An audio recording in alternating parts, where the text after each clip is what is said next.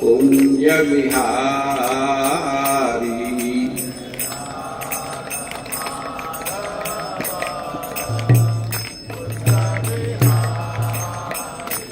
जय राधा माधव कुंज बिहारी। जय राधा माधव कुंज बिहारी। जय गोपी जन वल्लभ गिरिवरधारी। जय गोपी जन वल्लभ गिरिवरधारी। जय गोपी जन वल्लभ गिरिवरधारी।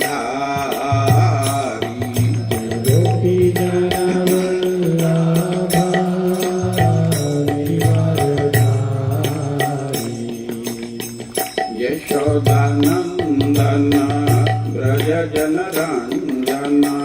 यशोदानंदन ब्रज जन रंजन। यशोदानंदन ब्रज जन रंजन। यशोदानंदन ब्रज जन रंजन। यमुना तीर वनचारी।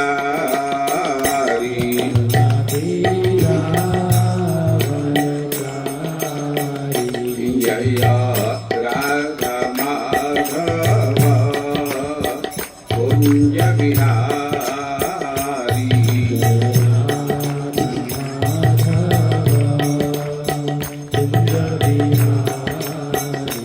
जय राधा माधव कुंज बिहारी।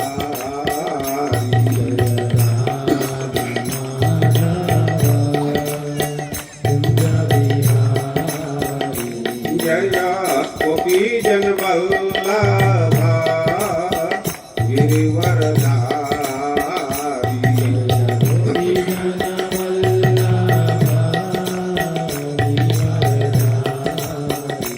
जय गोपी जन वल्लभ गिरिवरधारी।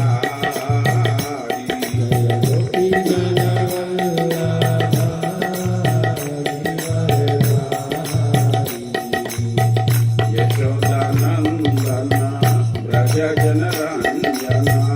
यशोदानंदन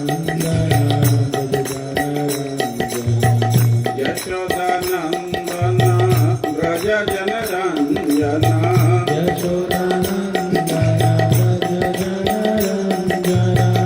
यमुना तीर वनचारी।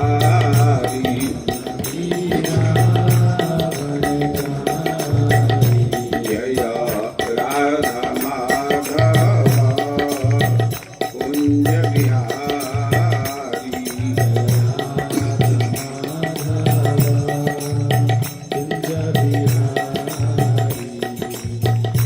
हरे कृष्ण कृष्ण कृष्ण हरे हरे। हरे राम राम राम हरे हरे। हरे कृष्ण कृष्ण कृष्ण हरे हरे। हरे राम राम हरे हरे।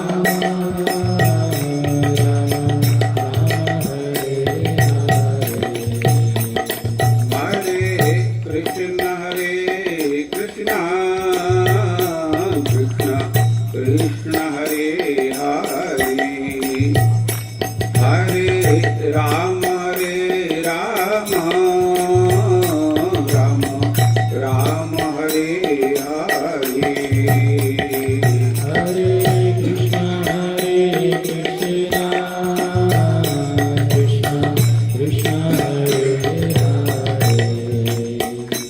हरे Ram Ram Hare Hare.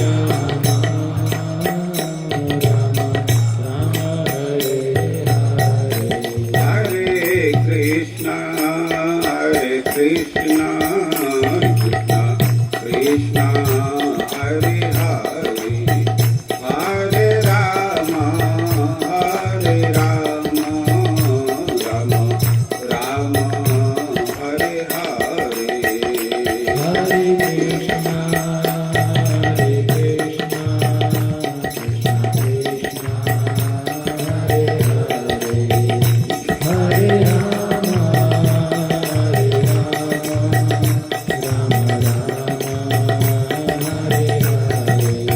Hare Krishna, Hare Krishna, Krishna Krishna, Hare Hare, Hare Rama, Hare Rama, Rama Rama, Hare Hare. Hare Krishna, Krishna Krishna, Hare Hare, Hare Rama, Rama Rama, Hare Hare. Hare Krishna, Hare Krishna, Krishna Krishna, Hare Hare, Hare Rama, Hare Rama, Rama Rama, Hare Hare. Hare Krishna, Krishna Krishna, Hare Hare, Hare Rama, Rama Hare Hare. Hare Krishna, Hare Krishna, Krishna Krishna, Hare Hare, Hare Rama, Hare Rama, Rama Rama, Hare Hare. Jaya Radha Madan Mohan, Radha Madan Mohan Radhe. Jaya Radha Madan Mohan, Radha Madan Mohan, Radha Madan Mohan Radhe. Jaya Krishna Balaram, Jaya Krishna Balaram, Krishna Balaram, Jaya Krishna Balaram. Jaya Krishna Balaram, Jaya Krishna Balaram, Krishna Balaram, Jaya Krishna Balaram. Jaya Radha Shyam Sundar, Radha Shyam Sundar Radhe. Jaya Radha Shyam Sundar, Radha Shyam Sundar, Radha Shyam Sundar Radhe. Jaya Gauranitai, Jaya Gauranitai, Gauranitai, Jaya Gauranitai. Jaya Gauranita, Gauranita, Jaya Gauranita. Jaya Prabhupada, Jaya Prabhupada, Prabhupada, Srila Prabhupada. Jaya Prabhupada, Jaya Prabhupada, Prabhupada, Srila Prabhupada. जय ओम विष्णुपाद परमहंस परिव्राजकाचार्य अष्टोत्तर सत श्री श्रीमद ऐसी भक्ति वेदांत स्वामी श्रील प्रभुपाद की इस्कान संस्थापकाचार्य जगत गुरु श्रील प्रभुपाद की अनंत कोटि वैष्णव वृंद की नामाचार्य श्रील हरिदास ठाकुर की श्री कृष्ण चैतन्य प्रभु नित्यानंद श्री अद्वैत गदाधर शिवासदि गौर भक्त वृंद की श्री श्री राधा कृष्ण गोप गोपीनाथ श्याम कुंड राधा कुंड गिरी गोवर्धन की श्री वृंदावन धाम की श्री मथुरा धाम की मायापुर नवदीप धाम की पुरुषोत्तम क्षेत्र जगन्नाथपुरी धाम की गंगा माई की यमुना माई की श्रीमती भक्ति देवी की श्रीमती तुलसी देवी की हरिनाम संकीर्तन की गौर हरि प्रेमानंदे समवेत भक्त वृंद की श्री श्री राधा मदन मोहन जी की श्री श्री जगन्नाथ बलदेव सुभद्रा की श्री श्री राधा श्याम सुंदर की श्री श्री कृष्ण बलराम की श्री श्री काई गौर सुंदर की श्री श्री गुरु एम गौरांग की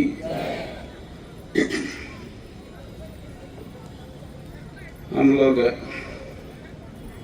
एक श्लोक की आवृत्ति करेंगे। और जिनके पास मोबाइल में श्रीमद् भागवतम है, श्लोक निकाल लेना चाहिए। ये श्लोक है 10वें स्कंद के 15वें अध्याय का 20 नंबर का श्लोक। 10th canto, chapter 15, text 20।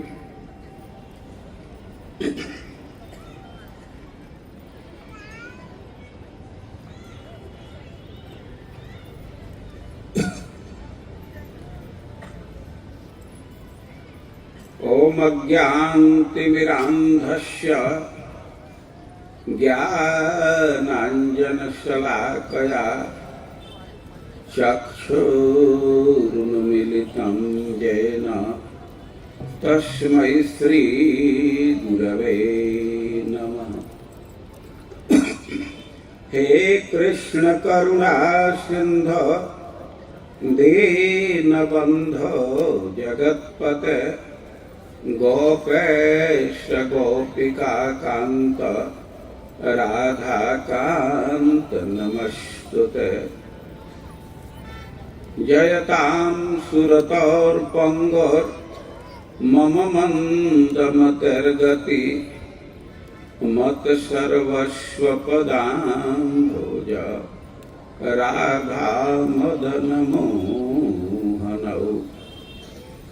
तप्त कांचन गौरांगी राधे वृंदावनेश्वरी वृषभानुसुते देवी प्रणमामि हरिप्रिये। नमो महावदान्याय कृष्ण प्रेम प्रदायते कृष्णाय कृष्ण चैतन्य नामने गौरतुषे नमः। श्री चैतन्य मनोभीष्टं स्थापितं येन भूतले सोऽयं रूपः कदा मह्यं ददाति स्वपदान्तिकम्। वाञ्छाकल्पतरुभ्यश्च कृपा सिन्धुभ्य एव च पतितानां पावनेभ्यो वैष्णवेभ्यो नमो नमः। जय श्री कृष्ण चैतन्य प्रभो नित्यानंद श्री अद्वैत गदाधर श्रीवासादि गौर भक्तवृंद। हरे कृष्णा कृष्ण कृष्ण हरे हरे, हरे राम राम राम हरे हरे। हम लोग आवृत्ति करेंगे श्रीमद् भागवतम के 10वें स्कंद के 15वें अध्याय का 20 नंबर का श्लोक। 10th canto, chapter 15, श्लोक 20। ओम नमो भगवते वासुदेवाय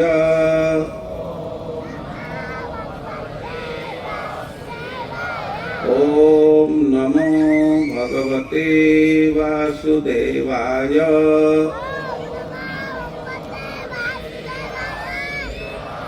ओम नमो भगवते वासुदेवाय।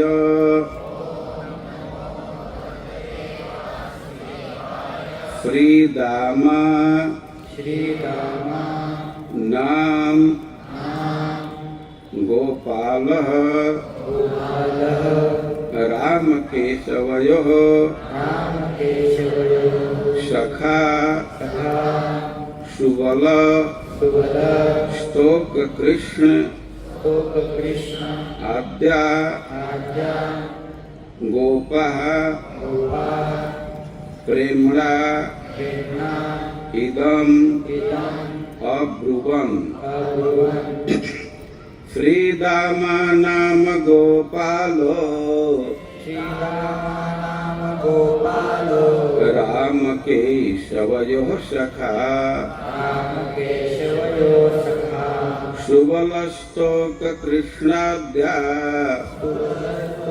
कृष्णाद्या गोपाः प्रेम्णेदमब्रुवन् गोपा प्रेमेतमब्रुवन् श्रीराम नाम गोपालो श्रीरामानां गोपालो राम केशवयोः सखा राम केशवयो सखा सुबलस्तोक कृष्णाद्या सुबलस्तोक कृष्णाद्या गोपाः प्रेम्णेदमब्रुवन् गोपा प्रेमेतमब्रुवन् श्रीराम नाम गोपालो श्रीरामानां गोपालो राम केशवयोः सखा राम केशवयो सखा सुबलस्तोक कृष्णाद्या सुबलस्तोक कृष्णाद्या गोपाः प्रेम्णेदमब्रुवन् गोपा प्रेमेतमब्रुवन् श्रीरामानां श्रीदामा नामक श्रीरामानां गोपालः गोपालः ग्वालबाल ग्वालबाल राम केशवयोः राम केशवयो राम तथा कृष्ण राम तथा कृष्ण दोनों का दोनों का सखा सखा मित्र मित्र सुबल सुबल स्तोक कृष्ण स्तोक कृष्ण आद्य आद्य सुबल सुबल स्तोक कृष्ण स्तोक कृष्ण तथा अन्य तथा गोपाः गोपा ग्वालबाल ग्वालबाल प्रेमणा प्रेरणा प्रेम पूर्वक प्रेम पूर्वक इदम इदं यह यह अब्रुवन अब्रुवन् बोले। बोले। अनुवाद और तात्पर्य। अनुवाद। एक बार राम तथा कृष्ण के अत्यंत घनिष्ठ मित्र श्रीदामा सुबल स्तोक कृष्ण तथा अन्य ग्वालबाल बड़े ही प्रेम पूर्वक इस प्रकार बोले। तात्पर्य। प्रेमणा शब्द सूचित करता है कि कृष्ण तथा बलराम के सामने प्रस्तुत की जाने वाली याचना प्रेम से प्रेरित थी, किसी व्यक्तिगत इच्छा से नहीं। ग्वालबाल इच्छुक थे कि कृष्ण तथा बलराम असुरों के संहार तथा ताल बन के मधुर फलों के खाने की लीला प्रदर्शित करे। इसलिए उन्होंने निम्नानुसार अनुरोध किया। जगत गुरु श्रील प्रभुपाद की। हम लोग कल भगवान के गोचारण के विषय में सुन रहे थे। भगवान गाय चराने के लिए जाते थे, लेकिन गाय चराने के क्रम में अपने सखाओं के साथ विभिन्न प्रकार की क्रीड़ा करते रहते थे। वे आनंद से खेलते रहते थे। जो वन के प्राणी हैं, वे कृष्ण का सानिध्य प्राप्त करके अतिशय प्रसन्न रहते हैं। तो वन्य के प्राणी भी प्रसन्न हैं और वृंदावन का दर्शन करके कृष्ण बलराम भी बहुत प्रसन्नता अनुभव करते थे। और गाय चर रही है और इतना घास भरा हुआ है कि गायों को घेरने का कोई कष्ट नहीं है। गाय आनंद से घास चर रही है और जब गाय घास चर रही है तो ग्वाल आनंद से खेला करते थे। और जो वन की सामग्री है और उसी से कृष्ण बलराम का श्रृंगार सखा लोग किया करते थे। यद्यपि कृष्ण बलराम घर से निकलते हैं तो माँ खुद ही उनका श्रृंगार करके भेजती है। यशोदा माँ खुद ही श्रृंगार करती है, लेकिन वन में जाने पर अब जो चीज अच्छा लगता है, कोई कोमल कोमल पत्ता अच्छा दिख रहा है तो पत्ता के गुच्छा ला करके गोप लोग कृष्ण के कपड़े में फंसा देते।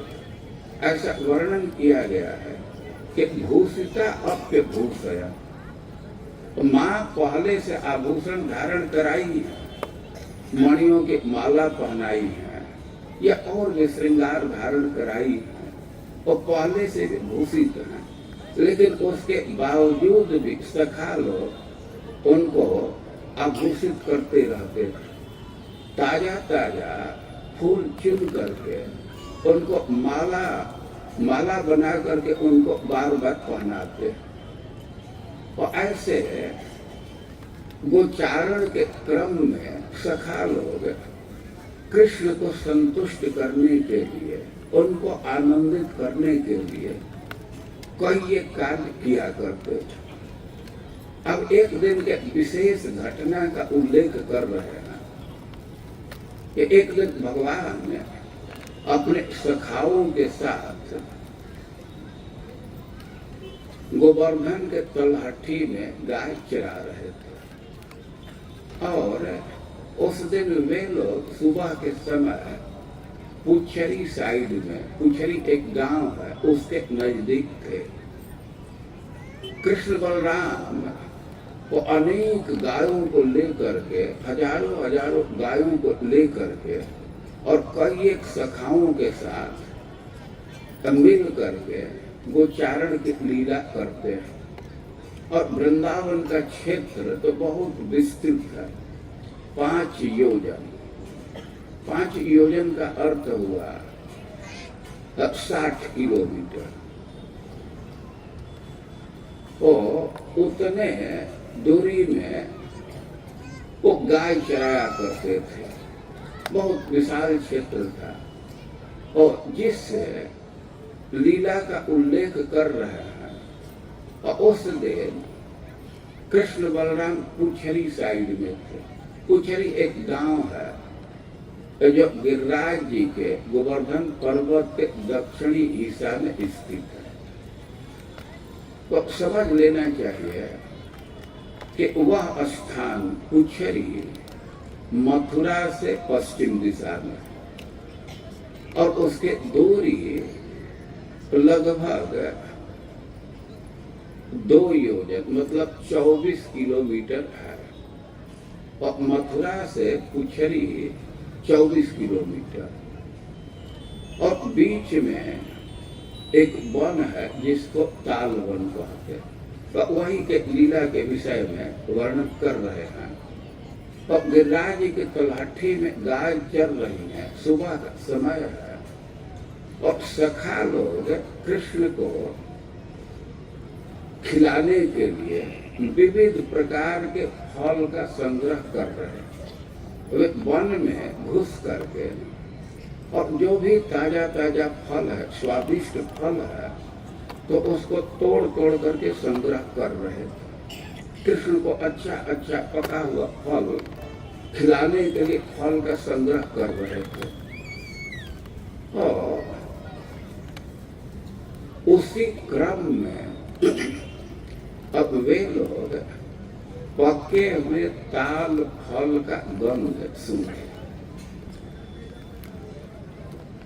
ताल वन में ताल के फल पके हुए थे, और भादो का महीना है। भादो के महीना में प्रायः ताल का फल पकता है, और भादो के महीना में प्रायः पूरब से पश्चिम की ओर हवा चलती। पूर्वया हवा चलना बहुत अच्छा माना जाता है। वो खूब अच्छा वर्षा का संकेत देता है। और इधर से हवा चल रही थी तो ताल फल का गंध पुछरी तक जा रहा था।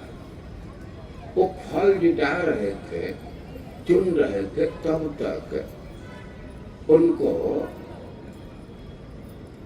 ताल फल का गंध का अनुभव हुआ और वे उसे बहुत लुब्ध हो गए। फल जुटा ही रहे थे और उनके मन में इच्छा उदित हुई कि कृष्ण बलराम को भी ताल फल का भोग लगाया जाए, फल खिलाया जाए।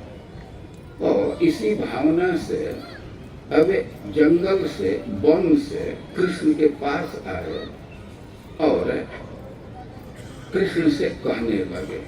तो इसी घटना का वर्णन कर रहे हैं। तो सुखदेव गोस्वामी कह रहे हैं कि श्रीदामा नाम गोपाल राम केशवयो सखा। अनेक सखा है लेकिन श्रीदाम जी उसमें मुख्य है। तो श्रीदाम जी हैं और सुबल है, स्तोक कृष्ण है और अनेक सखा है। तो सब सखा आए कृष्ण के पास और प्रेमड़ा इदम अब्रुव, और प्रेम से कृष्ण से इस प्रकार कहने लगे। ध्यान देना चाहिए, सुखदेव गोस्वामी कह रहे हैं कि प्रेमड़ा इदम अब्रुव, प्रेम से इस बात को बोले। और प्रेम का लक्षण दिया गया है, हम लोग आगे उस पर विचार करेंगे, लेकिन इस शब्द को अभी से आप अपने ध्यान में रखिए कि जो सखा लोग कृष्ण से प्रस्ताव डाल रहे हैं, उनसे कुछ कह रहे हैं, प्रेम से कह रहे हैं, अपने स्वार्थ से नहीं कह रहे। और वे आकर के कह रहे राम राम महाबाहो कृष्ण दुष्ट निबर्हण, कि हे राम आप बहुत शक्तिशाली हैं। हे कृष्ण आप तो दुष्टों का संहार करने वाले हैं। और इतो विदूरे सुमहत वनम तालाल संकुल, इतः विदूरे, यहाँ से थोड़े ही दूर पर, बहुत दूरी नहीं है, एक बहुत विशाल वन है, सुमहत वन, बहुत बड़ा वन है। और तालाल संकुल, उस वन में कतार के कतार ताल के वृक्ष भरे हुए। उस वन में ताल के वृक्ष बहुत हैं, बहुत अधिक हैं। और ताल के वृक्ष हैं तो मानो कृष्ण कह सकते हैं कि ताल के वृक्ष से भरा है तो तुम लोगों को क्या मतलब। तो सखा लोग कहने लगे कि फलानी तत्र भूरी पतंती पतितानी च, कि उस ताल वन में बहुत सारे फल पहले से गिरे हुए, पतितानी पहले से गिरे हुए हैं, और पतंती च, और इस समय भी गिर रहे हैं। बहुत फल वहाँ गिरे हैं और गिर रहे हैं। हम मानो भगवान कह सकते हैं तो फल गिरे हैं, तब ये कह क्या रहे हो, तुम लोगों की इच्छा हो तो जा करके फल खाओ। जब बगीचा में फल गिरा है तो जो फल गिर गया है, पेड़ से नीचे आ गया है, तो बच्चों का उस पर अधिकार ही माना जाता है। तो बच्चे जा करके बीन करके खा लेते हैं, उसको कोई दोष नहीं माना जाता, अपराध नहीं माना जाता। हम लोग गाँवों में देखे हैं कि कोई लड़का बगीचा में घुस गया और उधर से फल लेकर के आता है तो कोई डांटता है, कहाँ से लिया, कहाँ से, क्योंकि हम तोड़े नहीं है, गिरा हुआ था। और इतना कह दिया तो उसका मन सफाई हो गया। जो फल पहले से गिरा हुआ है तो बच्चों को उसको लेने में कोई कठिनाई नहीं है, कोई दोष नहीं है, कोई चोरी का आरोप नहीं कर सकता। तो सखा लोग कह रहे हैं कि वहाँ फल पहले से बहुत गिरा हुआ और इस समय भी गिर रहा है। तो मानो भगवान कहे तो जाओ तुम लोगों की इच्छा है ले लो फल। तो सखा लोग कह रहे हैं कि संत किंतु अवरुद्धानी धेनु के न दुरात्मा, कि फल तो गिरा है लेकिन उस पर धेनु के कब्जा किया है, वो छोड़ा नहीं है, फ्री नहीं है, वो तो अपने कब्जा में रखा है, अपने कब्जा में रखा है। तो भगवान कह सकते हैं कि जा करके मांग लो। अरे फ्री नहीं छोड़ा है तो जा करके मांग लेना चाहिए। प्राय फल गिरा रहता है, अब लड़के उधर से जाते हैं तो जो बगीचा का रखवाली करने वाला है तो प्राय अपने से दे देता है, और नहीं वहीं खड़ा हो गए मांग दिए तो 2-4 फल दे ही देता है।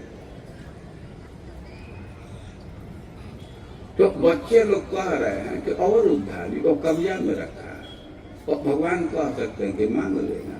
तो कह रहे हैं कि न धेनु के न दुरात्मा न, वो धेनु असुर कब्जा में रखा है और बहुत दुष्ट प्रकृति का। वो उदार नहीं है कि मांगने से दे देगा। अरे मांगने से नहीं देगा तो फिर भगवान कह सकते हैं कि तुम लोग इतने सखा हो, इतनी संख्या है, अब वो मांगने से नहीं देना तो जाकर के जबरदस्ती ले लेना, क्या कठिनाई है। अरे तुम लोग दर्जनों हो, वो तो अकेले है ना। तो कह रहे कि न सोत गिरजो सुरो राम, हे कृष्ण कर रूप देख। वे परिचय देने लगे कि हे कृष्ण, एक तो वो गधा के रूप में है, वो गधा का रूप धारण करके वहां है, गधा के रूप में है। और सोत बिरजो, वो बहुत शक्तिशाली है। अरे शक्तिशाली है तो तुम लोग इतने हो, दर्जनों से अधिक हो, तो एक आदमी कितना शक्तिशाली होगा, जबरदस्ती तुम लोग ले सकते हो। पर है कि आत्मतुल्य बले रन्ने ज्ञाते फिर बहुभिर वृत, कि ना वो अकेले नहीं है, वो खुद बहुत शक्तिशाली है और उसके परिवार वाले भी बहुत शक्तिशाली हैं और अनेक लोगों के साथ है, उसके परिवार के अनेक लोग उसके साथ हैं, वो अकेले नहीं है। और तस्मत् कृत नराहारा भीतर निविर मित्र, कि उसका इतना दहशत है, वो इतना खतरनाक है कि कोई भी आदमी वहां नहीं जाता है, क्योंकि नराहारा वो आदमी को तो सीधे निगल जाता है, खा जाता है, मनुष्य का आहार करता है। वो अब उसके भय से कोई मनुष्य तो वहां जाता ही नहीं है, और मनुष्य की बात तो दूर है। न सेव्यते पशुगण पक्षी संग विवर्जिता, अरे कि पशु भी उसके भय से नहीं जाते। कोई बगीचा है तो बगीचा में प्राय घास भी होता है और पशु जा करके खूब चाव से चलते हैं, लेकिन सखा लोग कहे कि इतना खतरनाक है, इतना दुष्ट है और इतना शक्तिशाली है कि पशु भी भय करते हैं। फल खाने की बात तो दूर है, उस वन में घास चरने के लिए पशु भी नहीं जाते, और पशु की बात तो दूर है, उसका इतना भय है कि वृक्ष पर पक्षी भी नहीं बैठते। कोई बगीचा है वो पक्षी तो किसी से परमिशन नहीं लेते, जा करके वृक्ष पर बैठ जाते हैं। कोई फल खाने लायक है, फल खाने लगते हैं, लेकिन सखा लोग बतला रहे हैं कि धेनु इतना खूंखार है, उसका इतना दहशत है, लोग इतने भयभीत हैं कि आदमी तो जाते ही नहीं है। आज तक कोई एक फल नहीं खाया, फल बहुत दिन से गिर रहा है, लेकिन अभूतपूर्वाणी अब तक कोई उसका भोग नहीं किया, वैसे फल पड़ा हुआ है। और आदमी की बात नहीं है, उस बगीचे में घास चरने के लिए पशु भी नहीं जाते, और केवल पशु तक की बात सीमित नहीं है, उसका इतना भय है कि पक्षी भी वो बगीचा में नहीं प्रवेश करते।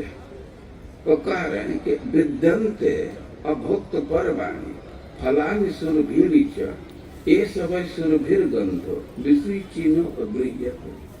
कि फल गिरा हुआ है, अरे कोई वहां जाता ही नहीं है, तो कैसे तुम लोगों को पता चला कि बहुत फल गिरा है? तो कह रहे कि हाँ, गंध से पता चल रहा है। ये देखिए सब जगह फल का गंध फैल रहा है, तो एकदम पका हुआ फल वहां गिरा है। विसुचीनो गृह्यते, ये सब जगह उसके गंध का अनुभव कर सकते, गंध फैल रहा है। और सखा लोग कहने लगे कि प्रयच्छतानि न कृष्ण गंध लोभित चेतसा, कि उसके गंध को सुंघ करके हमारे चित्त में, हमारे मन में बहुत भारी लोभ जग गया है, और किसी तरह उस फल को प्रदान कीजिए। प्रयच्छना, हमको फल प्रदान कीजिए। आप तो अमित्र हैं, आप तो दुष्टों का वध करने वाले हैं। तो सखाओं का आशय है कि उसका वध करके वो प्रेम नहीं, और फल को सुलभ कराइए। और देखिए सखा लोग क्या कह रहे हैं, इस पर विचार कीजिए। तो कह रहे हैं कि गंध लोभित चेतसा, हम लोग लोभ में पड़ गए हैं उसके गंध से। और वांछास्ति महती कृष्ण राम गम्यताम यदि रोचते, वांछास्ति महती राम गम्यताम यदि रोचते। बलराम जी से कह रहे हैं कि हम लोगों की बहुत भारी इच्छा, बहुत प्रबल इच्छा फल खाने की, तो यदि आपको पसंद पड़े तो उस बगीचा में चलिए। आपके गए बिना तो हम लोगों को फल सुलभ नहीं हो सकता। और यही थोड़ा विचार करने की बात है। यहाँ सखा लोग तो स्पष्ट शब्दों में कह रहे हैं कि वांछास्ति महती, हम लोगों के बहुत प्रबल इच्छा है, हम लोग उस फल के गंध से लुप्त हो गए। वो कह रहे हैं कि हम लोगों की इच्छा है, लेकिन किसी के वक्तव्य को समझना चाहिए। और समझने के लिए ही, इसके तात्पर्य को समझने के लिए पहले सुखदेव गोस्वामी संकेत कर दिए कि प्रेमणा इदम अब्रुवम। सखा लोग प्रेम से इस बात को कह रहे हैं, कृष्ण के पास जो प्रस्ताव डाल रहे हैं तो प्रेम से, स्वार्थ से नहीं। वे प्रेम का क्या लक्षण है, थोड़ा इस पर विचार कर लेना चाहिए। ये प्रेम का स्वभाव है कि अपने को छिपा करके रखना चाहता है। और सच्चाई यह है कि सखाओं के मन में लोभ है कि कृष्ण को फल खिलाया जाए। उनकी प्रबल इच्छा है कि इतना सुंदर गंध है तो फल बहुत स्वादिष्ट होगा, पका होगा, और इस फल को कृष्ण को खिलाया जाए। लेकिन वे कह रहे हैं कि हमारी इच्छा है फल खाने की, बहुत प्रबल इच्छा है। वो प्रेम का यह स्वभाव है कि अपने को छिपा करके रखता है। एक ग्रंथ है प्रेम संपुट, और उसमें एक श्लोक है, और उसमें कह रहे हैं कि प्रेमा द्वयो रसिकयो रपिदीप एव हृदयस्म भासयति निश्चल मेव भाति। ये प्रेम की तुलना एक दीपक से किया है, और दीपक के लिए कह रहे हैं कि जो प्रेम रूप दीपक है तो हृदय को प्रकाशित करता है, हृदय में तो फैला रहता है, और उस समय वो हृदय रूप घर में है तो निश्चल में वो भाती, बहुत सुंदर लगता है। थोड़ा दीपक पर विचार कर लीजिए कि मान लीजिए कि किसी घर में दीपक जला करके रखा गया। अब जिसको दीपक का अनुभव नहीं है तो मोमबत्ती समझ लीजिए, किसी रूम में मोमबत्ती जलाया गया, ये दीपक जलाया गया, तो पूरे रूम को, पूरे घर को प्रकाशित करता है। और एक रस उसका लौ रहता है, बहुत सुंदर लगता है। तो प्रेम का भी यही लक्षण है कि वह हृदय को प्रकाशित करता है, हृदय में वो रहता है और उस समय केवल वो हृदय में है तो बहुत सुंदर लगता है, बहुत अच्छा है और एक रस बना हुआ है। लेकिन दीपक को अब घर से बाहर निकाल दीजिए, तब क्या प्रभाव पड़ेगा? देखिए, बहुत संभावना है कि हवा के झकोरे से दीपक बुझ जाएगा और बुझेगा नहीं तो उसका जो लौ ऊपर जा रहा है तो उसमें तो कमी आ जाएगी। ये सबका अनुभव है। आप लोग ऐसा अनुभव किए कि दीपक को घर से बाहर निकाल दीजिए तो जैसे पहले उसका लौ निश्चल है, एक रस है, वो वैसा नहीं रह जाता। वो हवा के झकोरे से इधर उधर होने लगता है, कम हो जाता है, जितना ऊपर तक जा रहा था उतना नहीं है और कभी कभी तो देखा जाता है कि बुझ जाता है। तो जो सिद्धांत दीपक पर लागू हो रहा है वही सिद्धांत प्रेम पर लागू होता है। वो कह रहे हैं कि प्रेमा द्वयो रसिकयो रतिदीप एवं, और दोनों प्रेमियों के हृदय में प्रेम तो दीपक के समान है और हृदय में भासयति निश्चल में भाति, हृदय को प्रकाशित करते हुए हृदय तो अनुभव करता है और उस समय वो प्रेम एक रस बना रहता है। लेकिन द्वारा यदि बदनत बहिष्कृत, यदि मुख्य रूप दरवाजे से उसको बाहर कर दिया जाए, हृदय में जो दीपक है और उसको कहाँ से बाहर कर देते हैं? मुंह मानो दरवाजा है और उससे उसको बाहर कर दिए, तब क्या परिणाम होगा? तो कह रहे हैं कि निर्वात शीघ्र मथवा लभता अनुपायती, बहुत संभावना है तो बुझ जाएगा और नहीं तो उसके गरिमा में तो कमी आ जाएगी तो वह लघिमा को प्राप्त हो जाएगा। और दीपक के उदाहरण से बिल्कुल स्पष्ट है कि प्रेम को हृदय में संजो करके रखते हैं, छिपा करके रखते हैं तो प्रेम बहुत सुंदर स्थिति में रहता है, उसकी गरिमा बनी रहती है। लेकिन प्रेम को यदि मुंह से प्रकट कर देते हैं तो उसके गरिमा में कमी आने लगती है। यह बहुत संभावना है कि प्रेम खत्म भी हो जाएगा। और इस संसार पर हम विचार करें तो संसार में तो वास्तव में प्रेम है नहीं, लेकिन मान लीजिए कुछ देर के लिए कि प्रेम है भी, तो बहुत सारे प्रेमी हैं कि अपने प्रेम को, प्रेमी के प्रति जो भाव है तो इसको हृदय में छिपा करके रखते हैं, उसको संजो करके रखते हैं तो प्रेम की गरिमा बनी रहती है और उसी से मुंह से व्यक्त करने लगते हैं, तो वाक्य बोलने लगते हैं, मैं प्रेम कर रहा हूँ, ये कर रहा हूँ, तो प्रेम की गरिमा खत्म हो जाती है। और यहाँ जो सखा लोग वक्तव्य दे रहे हैं, कृष्ण से बोल रहे हैं, तो प्रेम के सिद्धांत को समझना चाहिए, क्योंकि सुखदेव गोस्वामी पहले ही टिप्पणी कर चुके हैं कि प्रेमणा इदम अब्रुव, ये प्रेम से बोल रहे हैं तो इसका आशय यह है कि उनके प्रबल इच्छा है कि फल को कृष्ण को खिलाया जाए, लेकिन वे बोल रहे हैं कि हमें फल खाने की बहुत बड़ी लालसा, बहुत प्रबल इच्छा है।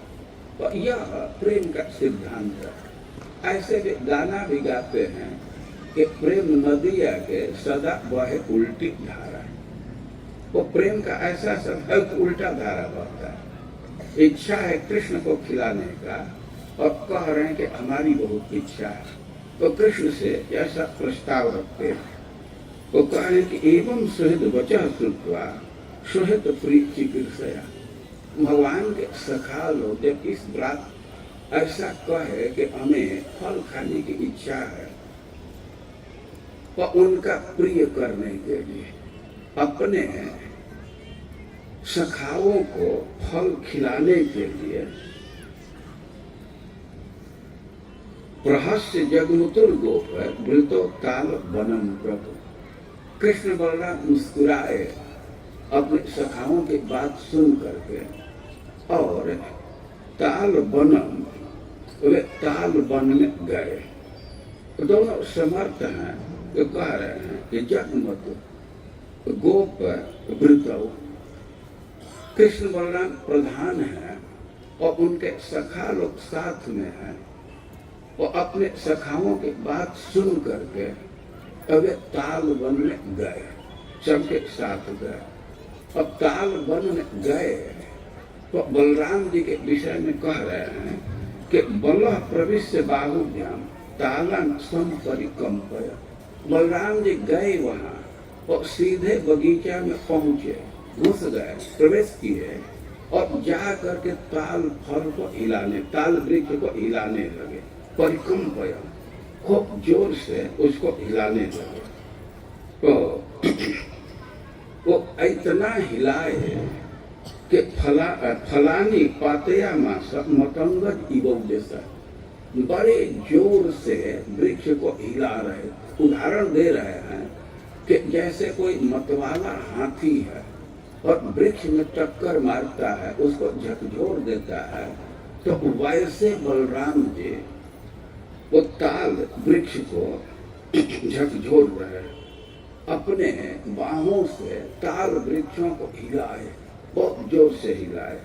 और फलानी पातया मासा मतंगज इवं जैसा, इतना हिलाए कि ताल वृक्ष के फल गिर गए। अब ताल वृक्ष के फल गिर रहे, लद लद ऊपर से गिर रहे हैं, तो आवाज हो रही है। तो फलानम पतितम शब्द निशम्या सुर रासव, फल गिर रहे हैं, आवाज हो रही है। तो उस आवाज को धेनुकासुर सुना, और आवाज को सुनते ही अभ्यधावत क्षितितलम शनगम परिकंपय, वो बहुत जोर से दौड़ा। जिधर से आवाज आ रही थी तो आवाज का अनुसरण करते हुए बड़ी तेजी से दौड़ा।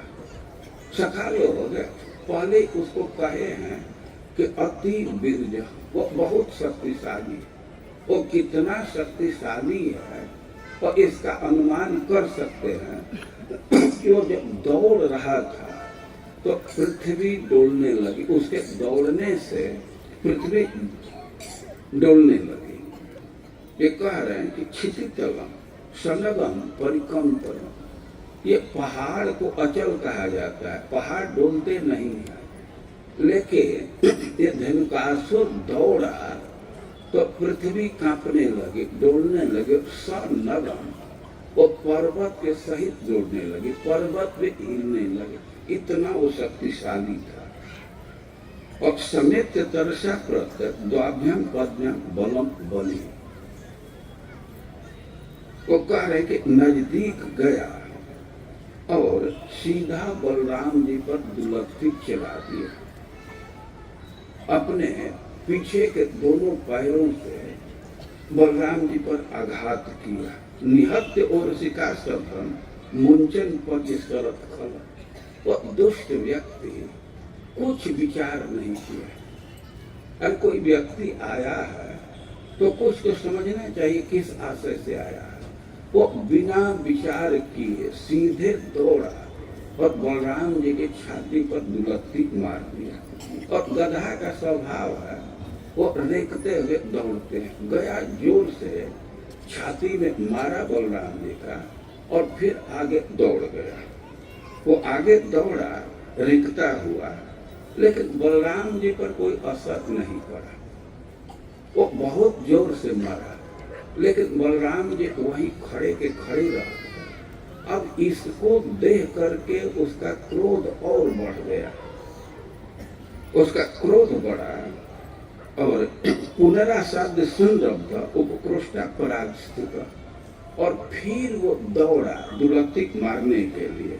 लेकिन वो मारना चाहता, चरणों अपरो राजन बलाय प्राक्षिपत रुषा, बहुत क्रोध में था कि मैं इतना बल लगा करके प्रहार किया और इस पर तो कुछ असर ही नहीं है, बहुत क्रोध में था। और फिर वो पैर को मारना चाहता था। उधर पैर मारने के लिए उठाया तो स्वतम गृहीत्वा प्रबदो ब्राह्म एत्वैक पाणिना चिक्षेप तीर्ण राजाग्रे ब्राह्मणश्चक्र जीवित। और बलराम जी अब उसके दोनों पैर को पकड़े और पकड़ करके उसको घुमाने लगे, बहुत जोर से घुमा रहे हैं। और बलराम जी घुमा रहे हैं उसको पैर पकड़ करके, तो घुमाने से उसका प्राण निकल गया। बहुत शक्तिशाली था, लेकिन अब भगवान के सामने तो किसी की शक्ति काम करती नहीं है। और बलराम जी इतना तेजी से उसको घुमाए कि ब्राह्मणश्चक्र जीवित, वो मर गया। और उस मरे हुए गधे को बलराम जी ताल वृक्ष के ऊपर फेंके, घुमा करके गधा को जब ऊपर फेंके तो जिस ताल पर फेंके ताल वृक्ष पर तो वो गिर गया, और वो दूसरे वृक्ष पर गिरा तो वह दूसरे को भी गिरा दिया, दूसरा तीसरे को गिरा दिया। वो ऐसे वो वृक्ष पर फेंकने से कई एक वृक्ष गिर गए। बलराम जी तो उस असुर को, धेनुकासुर को एक वृक्ष पर फेंके, लेकिन उससे कई एक वृक्ष गिर गए। तो कह रहे हैं कि तेना हतो महाकालो वेपमानो बृहच्छिरा पार्श्वस्थम कंपयन भग्न सचान्य सोपि चापरम बलस् लीलयो श्रेष्ठ खरदाह खरदेह हता हता तालस कंपिरे सर्वे महावाते हिता युवा। अब बलराम जी ऐसे घुमा रहे, फेंक रहे हैं, तो सब ताल के वृक्ष कंपित हो गए, हिलने लगे, कि जैसे बहुत भारी तूफान आ गया। और सुखदेव गोस्वामी कह रहे हैं कि भगवान के लिए कोई विचित्र घटना नहीं है, और जिसके शरीर में ही सारा संसार लिपटा हुआ है, जो लीला लीला में सृष्टि करते हैं, पालन करते हैं, अंत कर देते हैं, तो पूरे बगीचा को कपा दिए आंधी जैसा, तो इसमें आश्चर्य क्या है? कोई आश्चर्य नहीं है। लेकिन अब बलराम जी धेनुकासुर को फेंके, उसको मार डाले, ततः कृष्णम च राम च ज्ञातयो धेनुकस्य कृष्णारो अभ्यद्रमण सर्वे संरब्धा अत बांधवा। बलराम जी मारे, धेनुकासुर मर गया, और उसके जो साथी थे, उसके परिवार वाले थे, जो बहुत कुपित हुए, बहुत क्रोध में हो गए। और कृष्ण बलराम तो वही खड़े हैं, पहले ही आप सुन चुके हैं कि बहुवीर आत्मतुल्य बले, वो अपने जैसे ही शक्तिशाली बहुत गधों के साथ था, बहुत असुर वहां थे, तो सब दौड़े कृष्ण बलराम को मारने के। गधा का स्वभाव है कि दुर्लत्ती चलाता है, तो दौड़ दौड़ करके आ रहे थे, कोई कृष्ण पर दुर्लत्ती मार रहा था, कोई बलराम जी पर मार रहा था। और भगवान चाहे कृष्ण हुए बलराम, वो जो भी गधा आता था उसके पैर को पकड़ते थे, घुमा घुमा करके वैसे फेंक देते। अब थोड़े देर में तो सब वृक्ष वहां गिर गए, और ताल का फल सब जगह भर गया, लेकिन सब जगह मरे हुए गधा भी दिखने लगे। सुखदेव गोस्वामी कह रहे हैं कि राजपुर सता लागे घने नभस्तलम। अब उस वन में ताल का फल गिरा है, वृक्ष गिरा है, और गधे मर मर करके गिरे हैं। तो सुखदेव गोस्वामी कहने को धरती बहुत सुंदर लग रही है, जैसे बादल में विविध आकृति दिखता है, आकाश में बादल शोभित होता है, तो वैसे ही भूमंडल शोभित हो रहा है, वो क्षेत्र शोभित हो रहा है। तो ऐसे कई गधों को मार दिया, या सबके सब गधों को मार दिए। तयोस्तु महत् कर्म निशा में भी उदा गया मुमुचो पुष्प वर्षाणी चक्रु वाद्यानि तुष्टौ अब देवता लोग इस घटना को देखे कि धेनुकासुर का वध हो गया, उसके घर वालों को भगवान मार दिए, तो देवता लोग बहुत प्रसन्न हुए और वे पुष्प की वर्षा करने लगे, बाजा बजाने लगे। तो देवता की प्रसन्नता है। अब इधर तो वन पूरा मुक्त हो गया, अब कोई भय नहीं है। अब जिसकी इच्छा होती थी तो जो ताल का फल गिरा था तो उसको खा सकते थे, और जिस पशु को घास चरने की इच्छा है तो निश्चिंत उस वन में जाकर के घास चर सकते हैं। तो भगवान खेल खेल में इतने बड़े दैत्य का वध कर दिए। बलराम जी पकड़ करके घुमाए, उतना में मर गया। वो दैत्य जिसके दौड़ने से पृथ्वी कांप रही थी, पर्वत कांप रहे थे, और उसको बलराम जी खेल खेल में मार दिए कि भगवान ने धेनुकासुर का वध किए। तो घटना का मैं वर्णन कर दिया, लेकिन थोड़ा सा इस पर विचार करने की जरूरत है कि भगवान जो व्यवहार किए तो उसका कुछ आशय, कुछ शिक्षा देना चाहते हैं। तो इस घटना पर आप विचार करेंगे तो प्रथम बात है कि बलराम जी प्रवेश किए और ताल वृक्ष को हिला करके उसका सारे फल गिरा दिए।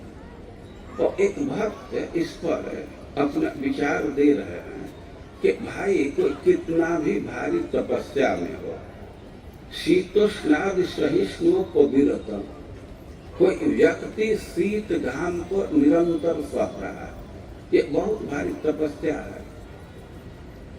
1-2 घंटा शीत सह लेना, घाम सह लेना, ये एक बात हुई। लेकिन अब ये ताल वृक्ष पर विचार करें तो निरंतर शीत घाम सह रहा है। शीतोष्णादि सहिष्णु को विरतम विष्णु पदावलंबिना, और ताल वन स्थित कहाँ? ब्रज में स्थित है, भगवान के धाम में स्थित है।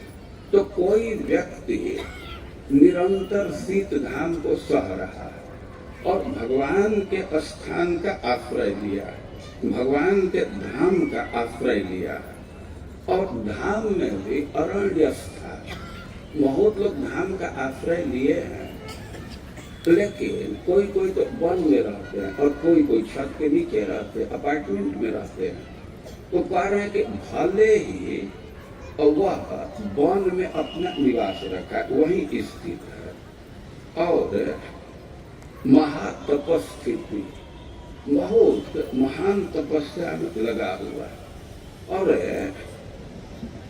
अप्येकाग्रेवा, वो किसी से बहुत व्यवहार नहीं रखता और उसका आचरण भी अच्छा है। अब ताल वृक्ष पर विचार करें तो वह सीधे ऊपर की तरफ बढ़ता रहता है। भाई ऊपर जो बढ़ रहा है, उन्नति को प्राप्त कर रहा है, तो अच्छा चरित्र का है।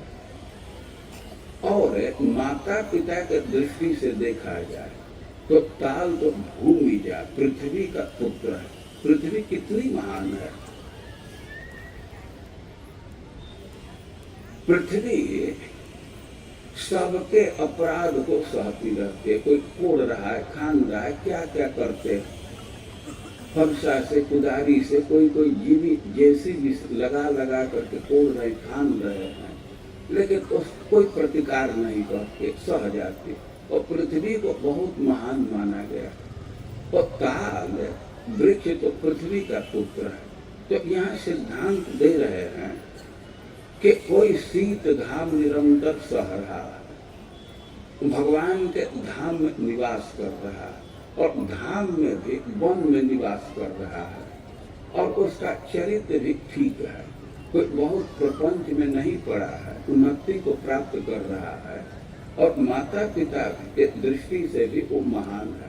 लेकिन जातश्चेत खल संगीना, लेकिन यदि उसका दुष्ट का संग हो गया, असत का संग हो गया, तो उसका सब फल समाप्त हो जाएगा, फल से वंचित हो जाएगा। भ्रष्ट फलास्य, और मानो इसी सिद्धांत की स्थापना के लिए बलराम जी जा करके और ताल वृक्ष के फल को गिरा दिए कि तुमको फल से वंचित होना ही है, क्योंकि वो धेनुक जैसे दुष्ट का संग किया। ये ताल है और वृक्ष के चरित्र में और तो कोई कमी नहीं है। शीतगाम सहरा भगवान के धाम में है, उसके माँ बहुत महान है, लेकिन एक कमी हो गई।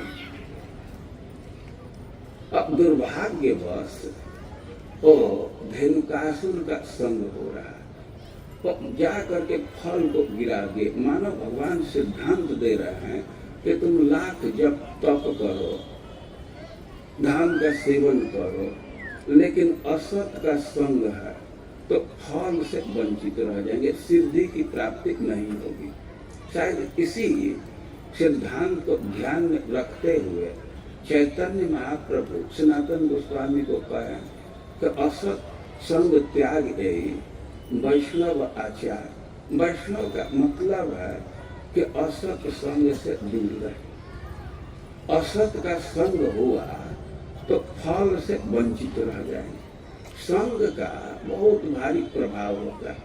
वो बलराम जी यही सिद्धांत की स्थापना करना चाहते हैं और इसी से सबसे पहले जा करके वो फल को गिरा दिए। संग का प्रभाव होता है। एक भक्त वर्णन किए हैं कि हानि कुसंग सुसंगति लाभ लोक वेद विदित सबका। अरे के अच्छा संगति से लाभ होता है और बुरा संगति से हानि होती है। ये केवल शास्त्र में बात नहीं लिखी गई, शास्त्र में तो लिखी गई है और लोक में भी प्रसिद्धि है। सब लोग इस बात को समझ जाते हैं। और ये संग का कैसा प्रभाव होता है तो इस बात को कई एक उदाहरण दे करके समझा रहे हैं। वो कह रहे हैं कि गगन चढ़ाई रज पवन प्रसंगा कीचहि मिलहि नीच जल संगा। रज धूल, और धूल का कोई अस्तित्व नहीं होता। किसी व्यक्ति को हे बतलाना होता है तो लोग कहते हैं तुमको हम धूल बराबर समझते हैं, धूल जैसा तुमको समझते हैं, तुम्हारा क्या अस्तित्व है। तो धूल का अपना कोई स्टैंडिंग नहीं है, वो बहुत तुच्छ है। लेकिन उसी को अच्छा संग मिल जाता है, हवा का संग मिलता है तो तुच्छ होते हुए भी आकाश में पहुंच जाता है। गगन चढ़ाई रज पवन प्रसंगा, हवा का संग मिला तो आकाश में चढ़ गया। और जल का संग मिलेगा तब क्या होगा, कीचड़ में जाकर के गिर जाएगा। तो हवा को सुसंग कह रहा है इस अर्थ में कि हवा के आचरण पर विचार कीजिए। हवा में प्रवृत्ति है ऊपर जाने की। आप गुब्बारा में गेंद में हवा भर देते हैं, गुब्बारा में भर देते हैं तो गुब्बारा आकाश में ऊपर जाने लगता है। जो हम मानते हैं कि कोई बहुत अधिक ऊपर न चला जाए, हमारे कंट्रोल में रहे। लेकिन गुब्बारा ऊपर क्यों जा रहा है, क्योंकि उसमें हवा है, हवा की प्रवृत्ति है ऊपर जाने की, तो इसको अच्छा मान रहे हैं। और जल को नीच कह रहे हैं। नीच इस अर्थ में कि जल के चरित्र पर विचार कीजिए। जल 1 सेंटीमीटर भी ऊपर नहीं जा सकता, जहाँ है वहां से नीचे की तरफ ही जाएगा। जल ऊपर नहीं चढ़ता है ना, तो इस अर्थ में उसको नीच कह रहा है, निम्नगामी है, नीचे जाने वाला है। तो धूल को यदि पवन का संग मिला तो आकाश में चढ़ गया, और यदि जल का संग हो गया तो कीचड़ में जाकर के गिर जाता है, तो बहुत भारी अंतर हो जाता है। एक उदाहरण दे रहे हैं कि किसी के घर में तोता या मैना है, खास करके तोता है या सुगा है या सुगी है, तो जिस घर में है तो घर के वातावरण से वो बहुत भारी प्रभावित हो जाता है। किसी साधु के घर में कोई तोता है तो राम राम बोलने लगता है, और किसी झगड़ालू स्त्री के घर में पहुंचता है तो गाली देने लगता है। तो कह रहे हैं कि साधु असाधु सदन सुख सारी, सुमिर ही राम दे ही गनिगारी। तो यदि साधु का संग है, उसके घर में है, तो सुगा भी पक्षी भी राम राम करने लगता है, और झगड़ालू स्त्री के घर में है तो वो अभी गाली देने लगता है। वो संग का बहुत भारी असर हो जाता है। कोई एक उदाहरण दे करके इस बात को समझाए। वो बलराम जी जा करके ताल वृक्ष को हिलाए, फल गिरा दिए, और ये सिद्धांत की मानव स्थापना कर रहे हैं कि भाई तुम जो भी तप करो, तीर्थ सेवन करो, अच्छा आचरण करो, लेकिन खल का संग हो गया तो सिद्धि नहीं मिलेगी, बहुत भारी दुर्गति हो जाती है। ऐसा लोक में कहते हैं कि महिमा गयो समुद्र की, रावण बसो पड़ोस। भाई नदी पर तो कोई पुल बांध देता है, समुद्र पर पुल नहीं बांधा जाता है, लेकिन समुद्र के भी गरिमा खत्म हो गए, उस पर भी पुल बांध दिया गया। उसके पीछे कारण क्या है कि समुद्र के पड़ोस में रावण डेरा डाल दिया था, तो उस दुष्ट के चलते समुद्र की भी महिमा खत्म हो गई। तो संग का बहुत भारी प्रभाव है। तो ताल वृक्ष को हिला करके, फल गिरा करके मानो बलराम ये सिद्धांत स्थापित करना चाहते हैं कि कितना भी तप की स्थिति जी रहे हो, लेकिन फल से वंचित हो जाओ। और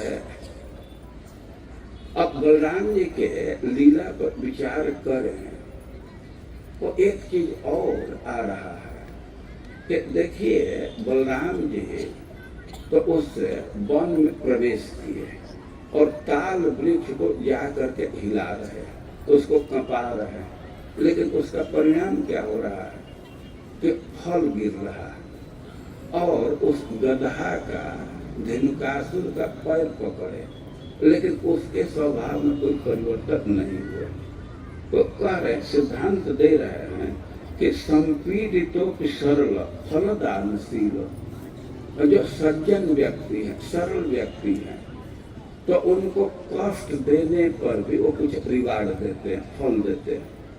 और दुष्ट समुद्रित पदों की सदुष्ट एवं, और जो दुष्ट स्वभाव का व्यक्ति है तो भले ही उसका पैर पकड़िए, लेकिन उसके दुष्टता नहीं जाती, उसका स्वभाव नहीं बदलता।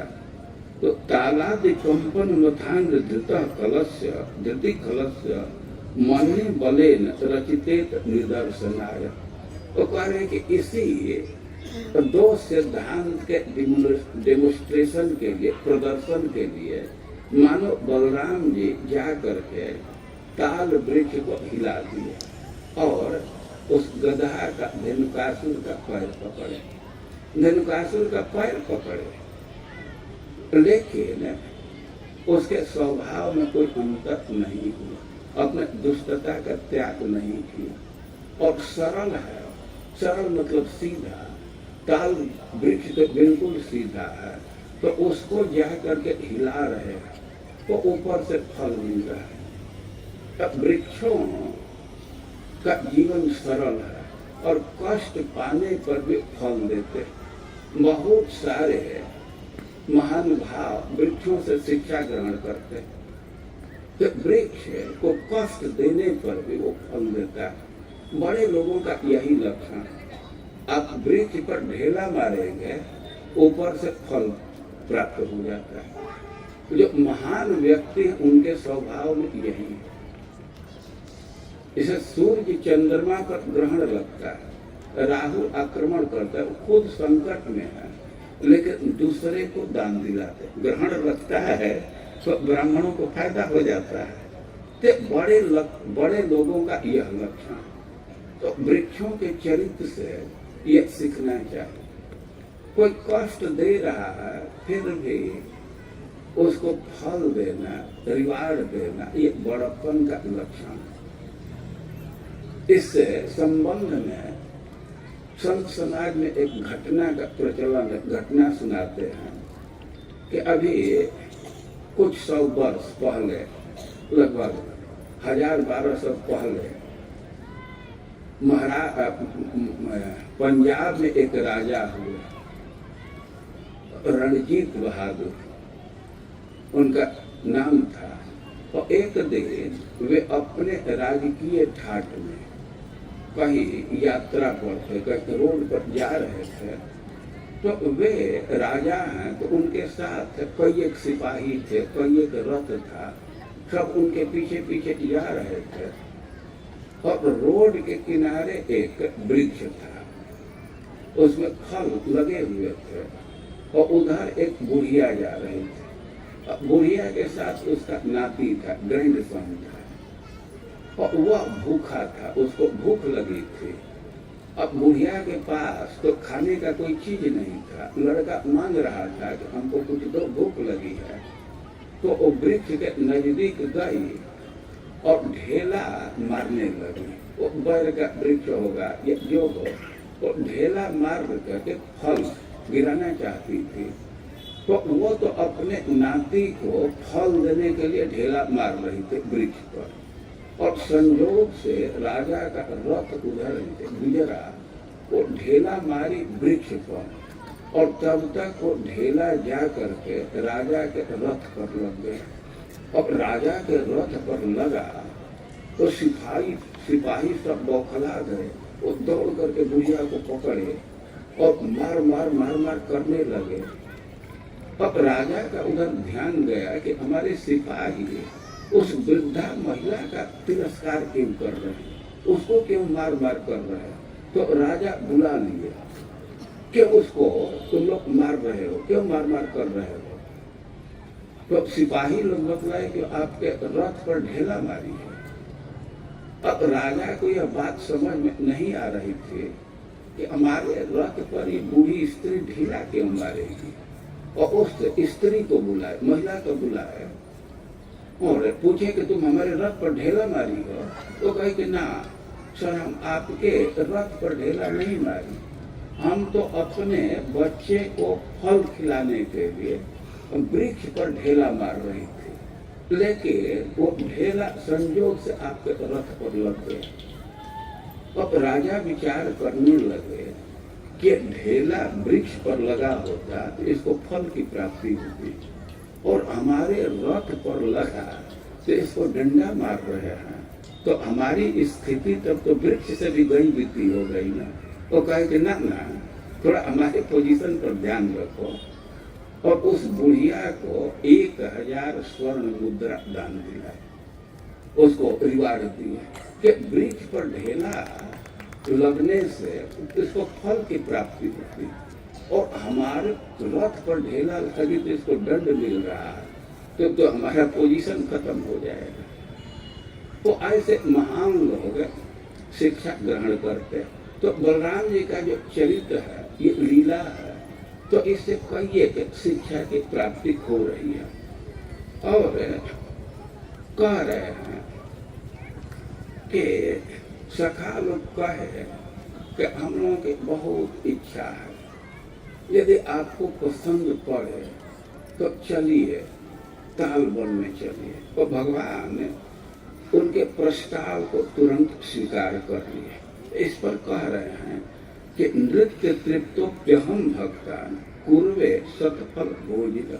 भगवान कह रहे हैं, सिद्धांत दे रहे हैं कि यद्यपि मैं तो नृत्य तृप्त हूँ, हमें कोई अभाव नहीं है, लेकिन अपने भक्तों को सब फल का भोग कराते हैं।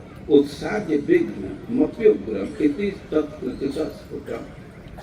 वो फल खाने में बहुत भारी बाधा थी, धेनुकासुर था, लेकिन धेनुकासुर का वध करके और सुलभ कराए। तो भगवान का स्वभाव यहाँ प्रकट हो रहा है कि यद्यपि उनको कोई आवश्यकता नहीं है, लेकिन बड़े बड़े विघ्नों को हटा करके उसका समाधान निकाल करके भगवान अपने भक्तों को फल प्रदान करते हैं।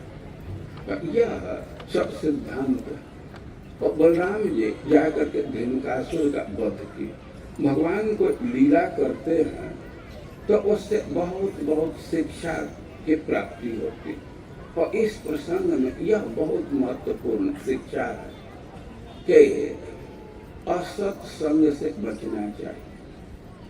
संयोग से यदि हम दुष्ट के संग में पड़ जाएंगे तो लाख तपस्या कर सिद्धि की प्राप्ति नहीं होगी। और भगवान गोचारण करते करते ये सब लीला कर जाते हैं।